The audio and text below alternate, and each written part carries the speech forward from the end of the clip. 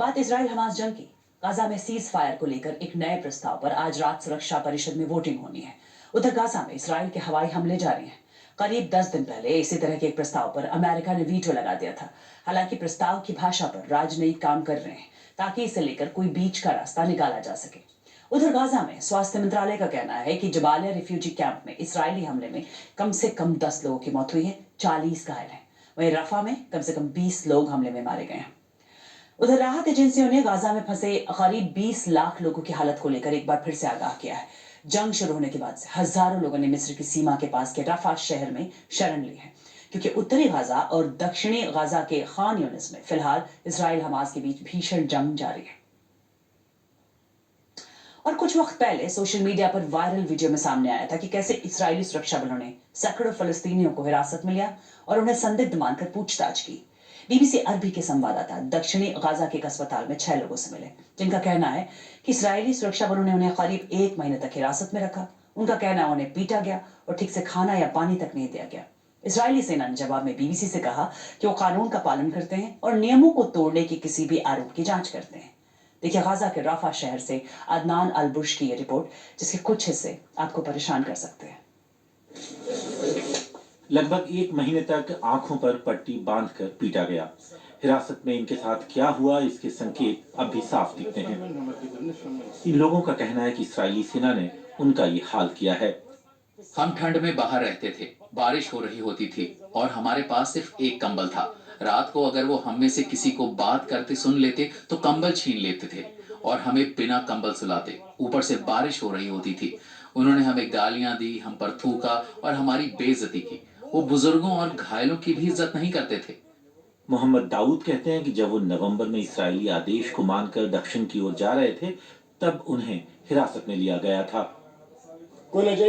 हम उत्तर में बैत लाहया से आए थे और सुरक्षित गलियारा होते हुए दक्षिण की ओर जा रहे थे। उन्होंने हमें वहां से पकड़ लिया, हमसे पूछताछ की, क्या तुम हमास से हो, इस्लामिक जिहाद से हो? लेकिन उन्हें हमारे खिलाफ कुछ नहीं मिला। इन पुरुषों का कहना है कि उन्हें रफा में एक बॉर्डर क्रॉसिंग पर छोड़ दिया गया। उस वक्त उनके पास कोई फोन या अपने कपड़े तक नहीं थे। वो इलाज के लिए इस अस्पताल आए और इनमें से कुछ ऐसे दावे करते हैं जो टॉर्चर के बराबर हैं। मैं अपने घर में था। मैंने उन्हें बताया मैं बीमार हूँ, मैं एक बुजुर्ग हूँ, 62 साल का हूँ। उन्होंने मुझसे कहा नहीं, तुम्हें ये पता लगाना होगा कि हमास और बंधक कहाँ हैं। जब मैंने कहा कि मैं नहीं जानता तो उन्होंने मेरे पैर में गोली मार दी। बाद में उन्होंने मेरा पैर काट दिया। उन्होंने मुझसे कागज पर साइन करवाए कि मेरा पैर काम नहीं कर रहा था।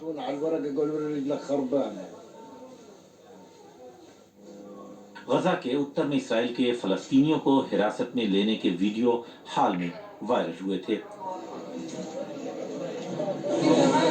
मोहम्मद अबू शामला ने कहा कि उनके साथ भी ऐसा ही बर्ताव हुआ था।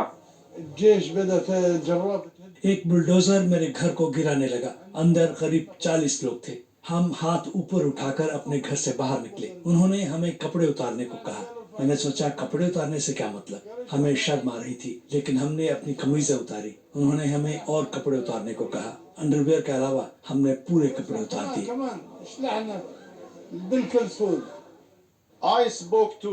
मैंने यहाँ इस अस्पताल में डॉक्टरों से बात की, जिन्होंने मुझे बताया कि हिरासत में लिए गए लोग बुरी हालत में आए थे। उनमें से कम 2 का अभी भी यहाँ इलाज चल रहा है।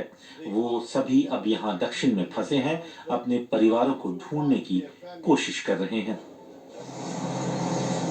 इस्राएली सेना ने बीबीसी से कहा कि वो कानून का पालन करती है और नियम तोड़े जाने के दावों की जांच करती है। सेना ने यह भी कहा कि हिरासत में लिए गए लोगों को खाना, पीना और मेडिकल केयर मुहैया कराए गए थे। यूएन सुरक्षा परिषद में आज प्रस्ताव